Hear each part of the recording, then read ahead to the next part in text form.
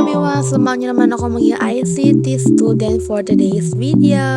Siyempre, para makapunta ng school, kailangan ko muna sumakay ng jeep dyan. At after nga ng ilang oras ay nakababa na ako ng jeep at pupunta na ako sa aming room.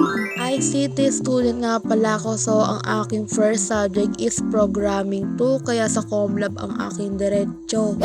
Wala pa nga masyado yung mga kaklase ko, kaya para paaga yata ako dahil nga alauna ang aming start, nagmuni-muni muna ako sa computer. Dahil nga masyado pa nga maaga at konti pa lang kami nasa loob ng Comlab, nagtry muna ako mag-programming dyan at itry yung aming last lesson last week.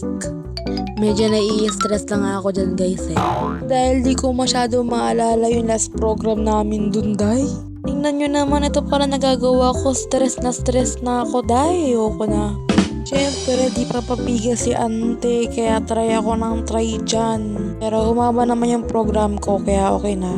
Dumadaling na yung mga ibang classmate ko dyan, pero try pa rin ako ng try sa aming last lesson last week. Mabayaan ko na sila, di pumasok lang kayo. Hindi naman ako halatang stress na stress dyan, di ba? At yun, naalala ko rin yung iba na topic namin nun last week. After ng ilang oras, nag-start na kami ng lesson. At after nga ng lesson, activity kami agad Pero okay lang yan. Andito naman ang aking crushy kicks. Ay, charis. At ito, tapos na nga ang aming first subject. Sorry, hindi ko na-record yung iba dahil bawal kami mag-cellphone dyan. First class success kahit may mga kulang ako na nagawa sa activity. Pero okay pa din dahil may grades pa rin yung activity. At kaya ito nga lilipat namin ng room para sa aming second class. Panoorin nyo na lang mga classmate ko habang wala pa kaming teacher. Sa mga part na to sumasakit ang aking paa dahil bago nga aking sapatos. Ito na nga, dumating na nga aking research teacher. Napalipat nga kami ng upuan dahil binay-group kami para sa aming research paper. At ang aming first activity is mag-volunteer para magsulat ng 3 research title sa harapan. At ito naman ako, pinapanood ang aking mga members sa sinusulat yung mga title na aming naisip sa harapan. Sine-check naman ng aming research teacher kung tama ba yung mga research title na sinulat namin sa board. Mga research title pa lang kami. Stress na ako. Tapos may mga member ka pa na parang hindi matured. At dito naman by group ay kailangan gumawa ng 3 research title para pumili ng isa para sa aming research paper. At parang feeling ko dami-dami stress namin Lahat nga ng groups ay nag-iisip for research titles.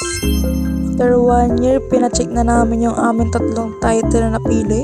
Okay naman, medyo na-stress ang konti. Ayun, pwede na lang kami mag-recess kaya pumunta muna kami ng kantin. Pinagbigyan niya kami ng aming research teacher na kumain muna sa kantin para pampatanggal stress, char. Kopi ko black ka rin? Oo. Kopi ko black ka rin? Dalawa po, kopi ko black. Bali dalawa po. Black din? Black ba sa'yo? Opo, opo. Black na.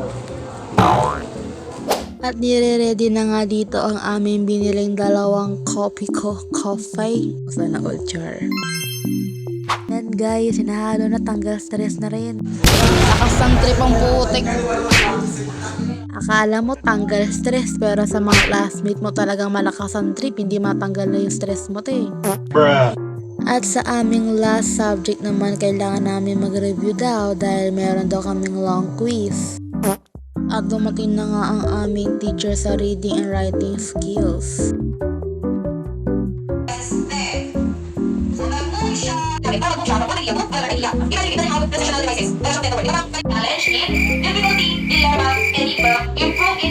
At ito na nga, nag-start na nga ang aming long quiz. Todo review tayo dito for today's video.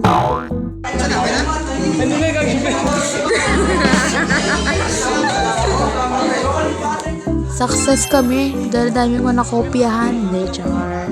Nagkaya na naman. Uwian na nga namin kaya need na namin umuwi. Yes, 3 subject lang at 2 hours lang. na kaya naman natin for today's video kahit nakaka-stress. Kaya yun lang. Bye-bye!